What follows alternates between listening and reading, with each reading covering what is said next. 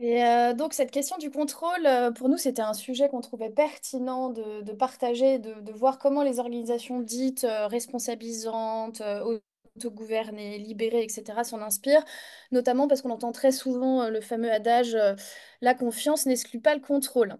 Et donc la première question qu'on avait envie de poser et qu'on partage ici avec vous, c'est de quoi on parle finalement quand on parle de contrôle dans les organisations?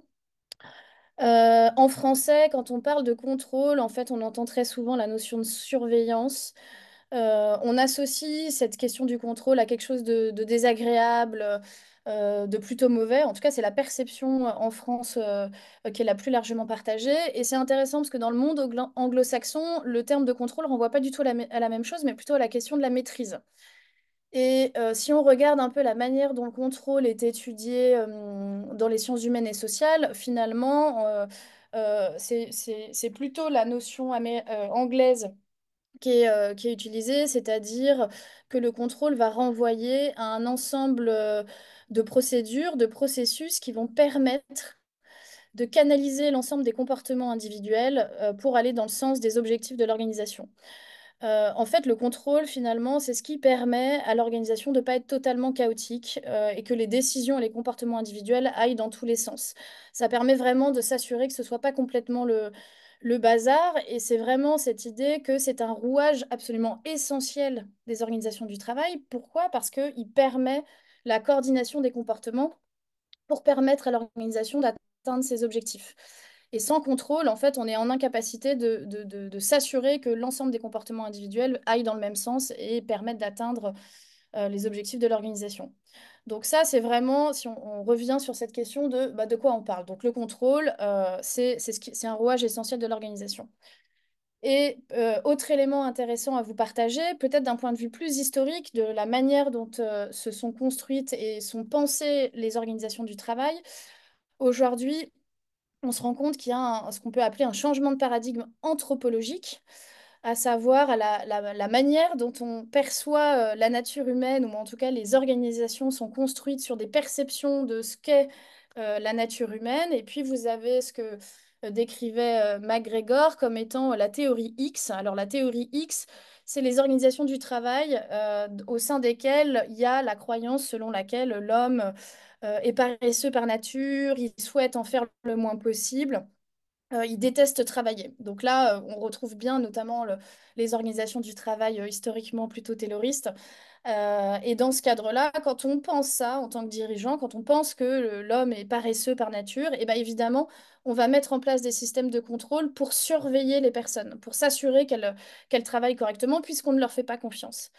Et puis la théorie Y, elle, c'est plutôt une autre représentation de la nature humaine. Là, on considère que bah, l'homme est capable du meilleur, il a juste besoin d'être motivé, d'avoir un cadre pour être autonome, mais il a vraiment le potentiel de s'épanouir en travaillant. Et dans ces organisations-là, quand on a finalement confiance dans le potentiel et l'envie de l'homme à travailler, eh bien en fait, le contrôle va plutôt justement être mis en place pour que la personne puisse maîtriser son travail et non pas pour la surveiller.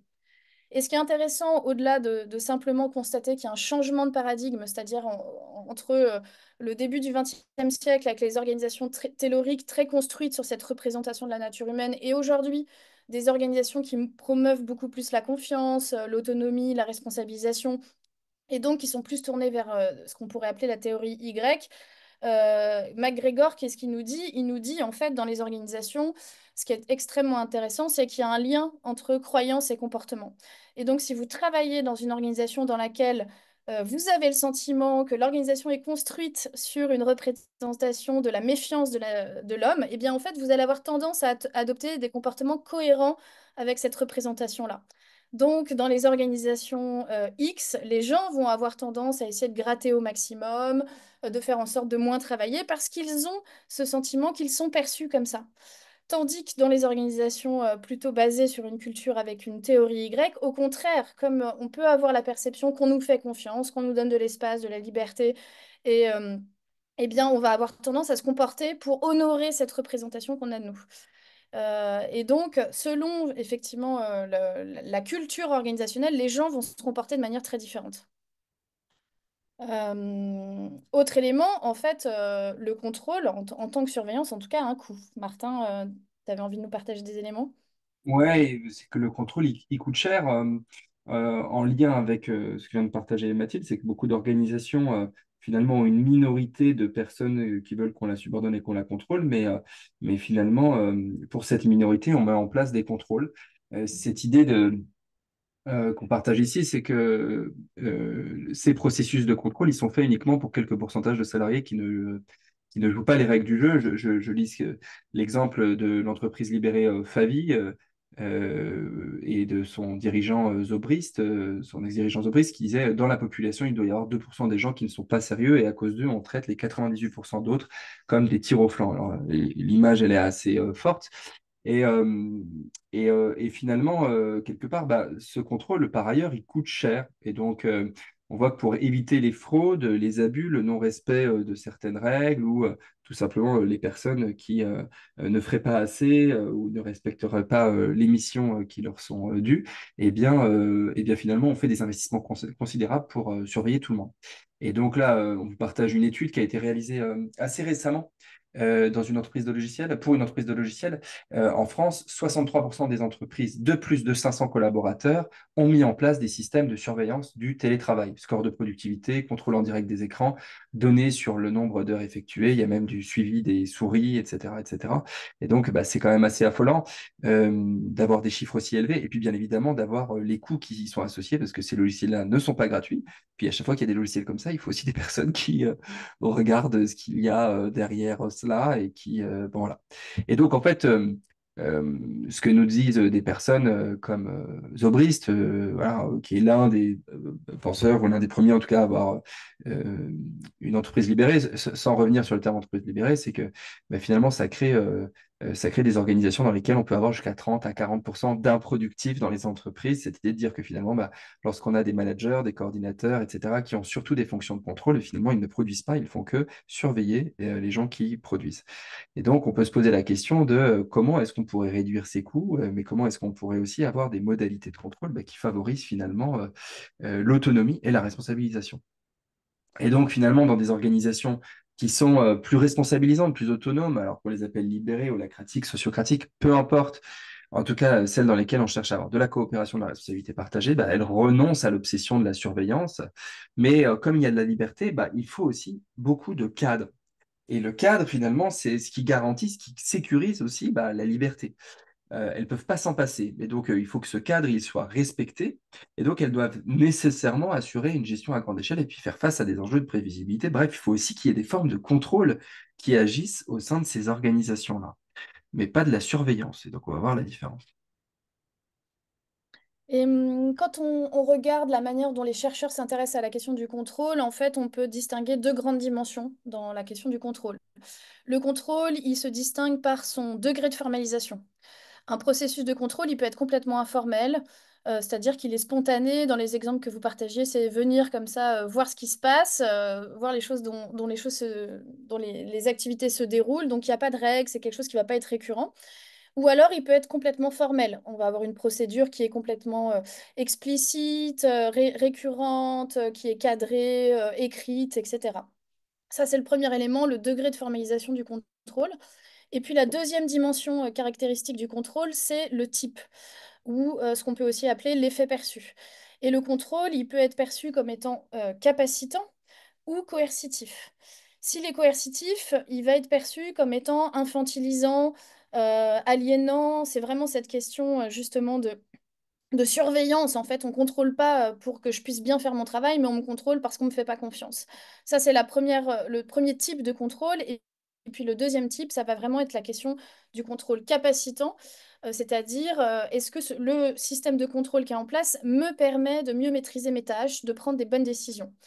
Et une procédure de contrôle qui est capacitante, elle va dépendre notamment de la manière dont elle est mise en œuvre, qui décide de créer ce processus de contrôle, et puis quel est l'objectif sous-jacent? Est-ce qu'il est mis en place effectivement pour me permettre de mieux maîtriser mon activité? Et deuxième élément, c'est effectivement la perception que je vais en avoir. Pour vous donner des exemples de la manière dont ces deux dimensions s'articulent. Quand un contrôle est capacitant et informel, on va avoir par exemple un manager qui entre par surprise dans l'atelier. Donc on voit bien là que c'est un contrôle informel. pour regarder des pièces au hasard et moi, ça me permet d'avoir un feedback pour proposer des améliorations. Donc, ça me permet de mieux faire, mieux maîtriser mon travail. À l'inverse, un contrôle informel qui serait coercitif, c'est toujours mon manager qui vient par surprise dans l'atelier. Il regarde également les pièces au hasard, mais pourquoi il fait ça? Bah, parce que ça lui permet de vérifier que je bâcle pas mon travail. Donc là, je vais avoir la perception qu'il ne le fait pas pour m'aider dans mon travail, mais au contraire pour me surveiller. Un contrôle qui va être coercitif et formel, du type, comme vous voulez, bah voilà, par exemple, prévoir des points toutes les semaines, on peut avoir un manager qui va me demander de rentrer des données qualité dans un ordinateur, dans un logiciel, parce qu'en fait, ça lui permet toujours de vérifier que je ne bâcle pas mon travail. Comme je rentre les données systématiquement, il se dit, bah, au moins, je fais le travail. Et si ce contrôle formel est capacitant, eh bien, toujours, il va me demander de rentrer ces données dans l'ordinateur, mais pas pour surveiller que je fais correctement mon travail, mais pour que moi, ça me permette d'avoir accès à des analyses qui vont me permettre de proposer des améliorations dans le processus de fabrication. Donc c'est vraiment à la fois la question de la formalisation, est-ce que c'est quelque chose de d'écrit, de régulier, de formalisé, ou au contraire de spontané, et la perception que je vais en avoir, quelle est l'intention derrière le système de contrôle, coercitif ou capacitant, qui vont distinguer ces différentes dimensions. Et ce qui est intéressant, c'est que d'un point de vue, on va dire, managérial, alors la dimension du contrôle capacitant et formel, que les chercheurs appellent, attention, la bureaucratie capacitante. Pourquoi? Parce qu'il y a des règles qui sont formalisées, donc c'est au sens là qu'on appelle ça bureaucratie, mais elle est capacitante, puisqu'on a aussi la bureaucratie coercitive qu'on peut trouver du coup dans ces logiques formelles et coercitives. Eh bien, la bureaucratie capacitante, c'est vraiment la réponse que les entreprises qui ont envie de donner de la liberté, de l'autonomie, du pouvoir décisionnel à leurs salariés vont mettre en place Pourquoi, en fait? Parce que ça permet de renforcer un sentiment de sécurité et aussi la coordination dans les organisations. Parce qu'il y a des systèmes qui sont formels, qui sont réguliers, qui sont récurrents, et en même temps qui me permettent de prendre les bonnes décisions, et ben c'est ça qui va permettre à ces organisations d'avoir des environnements qui sont beaucoup plus dynamiques et beaucoup plus autonomisants pour les personnes. Peut-être ce qu'il faut retenir de ce que vont nous dire les chercheurs sur cette question, c'est vraiment l'idée que le contrôle, c'est pas quelque chose de bon ou de mauvais. En fait, c'est essentiel à toutes les organisations parce que ça permet vraiment de coordonner l'ensemble des comportements pour atteindre un objectif défini. Le plus important, ça va être la façon dont il est utilisé et il est perçu, qui va avoir un impact fort sur les organisations. Alors, si sa caractéristique capacitante ou coercitive, elle est plutôt subjective, ce qui est objectif, c'est qui contrôle. Et donc, là-dessus, il y a différentes modalités. C'est-à-dire, les contrôles, ils peuvent, la personne qui contrôle peut être bien évidemment le manager, et c'est très souvent le cas dans des organisations. Et là, on vous propose trois voies différentes où la personne, ceux qui contrôlent, sont différents, ne sont pas managers. Premier cas, c'est l'autocontrôle, c'est-à-dire finalement, j'ai moi la capacité d'autocontrôler que j'ai bien fait mon travail sur mes résultats ou sur les résultats les responsabilités de mon périmètre. Ça peut être donc moi-même qui m'auto-contrôle grâce à un système qui est formel, par exemple. Ça peut être aussi mes pairs. Et donc, ils peuvent contrôler plusieurs choses, mes pairs. Ça peut être mes comportements, ça peut être est-ce que chacun fait bien son travail. Par exemple, on vous partageait l'exemple de Rollbase. Rollbase, c'est un outil de gouvernance. Il en existe d'autres, hein, comme Ola Spirit. Bah, ça, sinon, ça permet finalement à chacun d'avoir une vue très claire sur qu'est-ce que chacun doit faire. Bah, c'est typiquement le genre d'outil qui met de la transparence, voilà, et qui permet à chacun, quelque part, de s'assurer du champ de responsabilité de chacun. Et ça, quelque part, il y a une forme de contrôle par les pairs. Ça peut être plus avancé, bien évidemment, et on va partager d'autres exemples. Et puis, ça peut être le contrôle par le collectif, donc sur la coordination des tâches, sur la bonne tenue des réunions, sur le respect des processus, etc. Et donc là, on passe d'une modalité dans laquelle, dans des organisations, c'est très souvent le manager qui contrôle, à d'autres modalités de contrôle dans lesquelles ce n'est plus le manager, mais ça peut être de l'autocontrôle ou les pairs ou le collectif. Donc là, on partage deux exemples. Là, c'est un premier exemple, c'est l'exemple d'une entreprise qui s'appelle Talandi, Et là, c'est un système d'autocontrôle qui est formel et capacitant. Ce que vous voyez sur la gauche peut vous paraître un peu particulier, mais en fait, c'est dans une usine. Et donc là, c'est un outil de gestion des stocks. Le principe, c'est du first in, first out, pour ceux qui sont comment dire, familiers avec ces systèmes-là. Mais donc, du coup, voilà, comment dire, la gestion des stocks doit se faire dans un certain ordre. Et donc là, c'est comment dire, un outillage très simple pour s'assurer de ne pas faire d'erreur dans la gestion des stocks. On ne peut retirer le stock que lorsqu'il est tout en bas de la pile. Que vous voyez soit tout à gauche, soit par exemple tout à droite. Et donc là, typiquement, bah, c'est un système d'autocontrôle pour ne pas faire d'erreur et pour s'assurer quelque part qu'on a bien fait les choses. Il est hyper compréhensible, il est hyper transparent et d'ailleurs au passage, il est hyper low-tech puisque ça ne nécessite pas d'ordinateur ni rien. C'est toujours pour apprendre. Et puis, on peut prendre un autre exemple, ce coup-ci de contrôle par le collectif.